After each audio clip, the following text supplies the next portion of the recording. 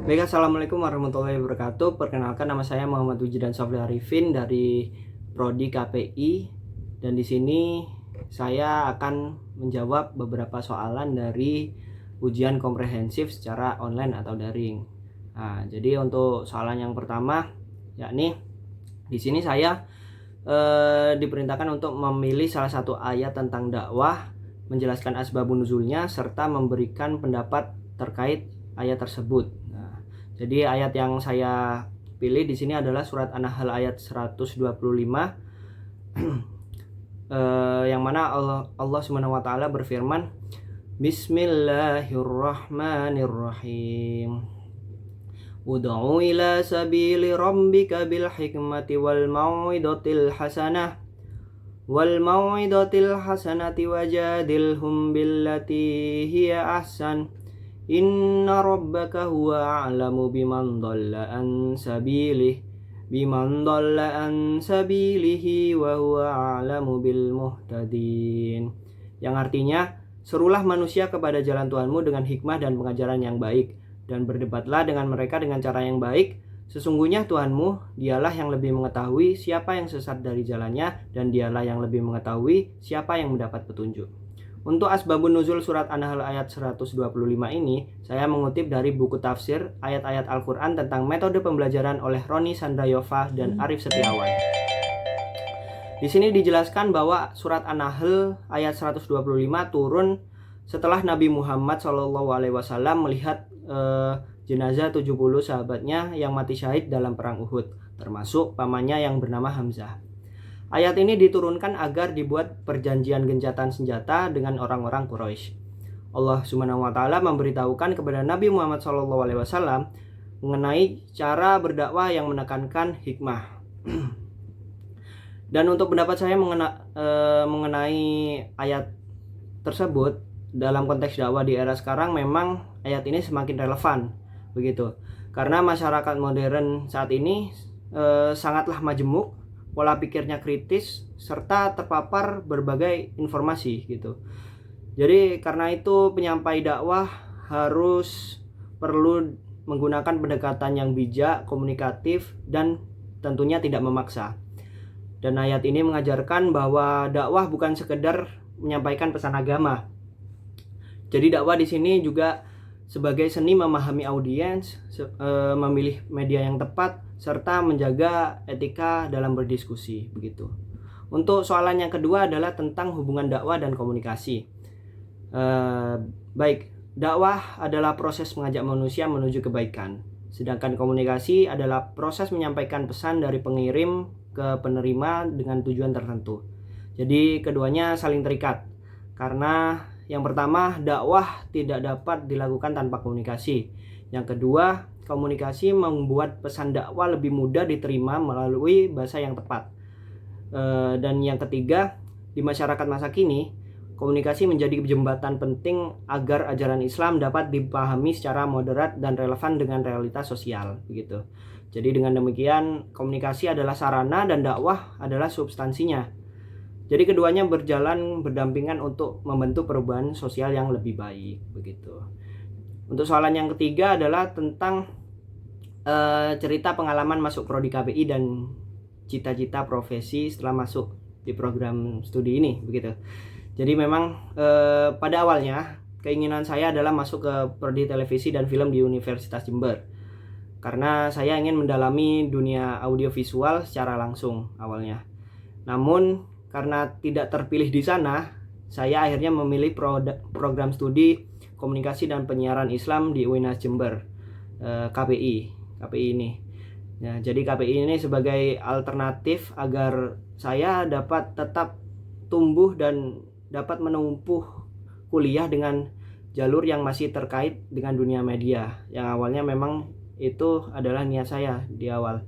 Dan ternyata setelah saya masuk ke dalam sana, KPI tidak hanya mengajarkan keterampilan audiovisual seperti yang saya bayangkan. Di KPI saya justru bertemu dengan mata kuliah yang berlandaskan nilai-nilai keislaman, seperti etika komunikasi serta pemahaman dakwah, begitu. Dan dari situlah saya belajar bahwa berkarya itu tidak hanya soal teknik, tetapi juga tentang pesan baik yang disampaikan melalui karya tersebut, begitu. Dan untuk profesi yang saya cita-citakan setelah lulus adalah menjadi content creator dan bergabung dengan production house atau creative agency. Adapun alasannya adalah karena profesi ini memungkinkan saya menghasilkan karya audiovisual yang kreatif, edukatif, serta dapat menjangkau masyarakat yang luas. Dan untuk sekarang langkah persiapan diri saya sendiri, yakni sekarang saya terus mengasah kemampuan editing, sinematografi, penulisan naskah, sekaligus mempelajari etika komunikasi dan dakwah agar setiap karya yang saya buat membawa nilai kebaikan, gitu. Adapun soalan yang keempat adalah tentang urgensi prodi KPI di era digital atau di era teknologi. Di era digital, arus informasi bergerak cepat dan masyarakat semakin aktif di media sosial. Dan maka dari itu prodi KPI sangat penting karena pertama memang di sana prodi KPI berperan untuk membekali mahasiswa dengan kemampuan komunikasi yang etis dan berbasis nilai keislaman. Kedua, menyiapkan lulusan yang mampu mengelola media digital secara kreatif dan bertanggung jawab. Dan yang ketiga, memperkuat dakwah yang moderat melalui konten yang menarik, relevan, dan mudah diakses masyarakat. Dan yang keempat, menghadirkan juru bicara Islam yang kompeten di tengah derasnya informasi yang kadang menyesatkan. Nah, jadi dengan kata lain, KPI berperan strategis dalam menghubungkan dakwah dengan teknologi modern, begitu. Dan untuk soalan yang kelima adalah tentang teknologi sebagai pendukung dakwah. Jadi teknologi dapat menjadi sarana dakwah yang sangat efektif karena beberapa penerapannya bisa digunakan antara lain seperti media sosial. Nah, media sosial itu kita bisa menggunakan seperti konten edukatif, ceramah singkat, infografis, dan dakwah kreatif. Dan yang kedua bisa juga kita memanfaatkan podcast atau di YouTube ya. Di sana bisa kita buat kajian, diskusi, storytelling, dan program keagamaan lainnya gitu. Dan yang ketiga, kita bisa memanfaatkan melalui teknologi aplikasi mobile gitu. Jadi di sana bisa meliputi Al-Qur'an digital, jadwal sholat, dan aplikasi kajian lainnya gitu. Dan yang keempat ada juga live streaming. Jadi di situ kita bisa memanfaatkan di acara pengajian, seminar keagamaan, dan acara-acara masjid misalnya begitu. Setelah itu ada juga website dan blog. Di situ bisa meliputi artikel Islami, opini, dan edukasi moral. Jadi dengan teknologi dakwah dapat menjangkau audiens yang lebih luas, lebih cepat, dan lebih beragam begitu. Dan yang keenam adalah soalan tentang pentingnya komunikasi antar budaya dalam dakwah. Komunikasi antar budaya penting karena masyarakat kini sangat heterogen, berbeda suku, bahasa, adat, cara berpikir, hingga latar sosial yang berbeda-beda. Dakwah harus menghormati keberagaman tersebut agar tidak menimbulkan kesalahpahaman.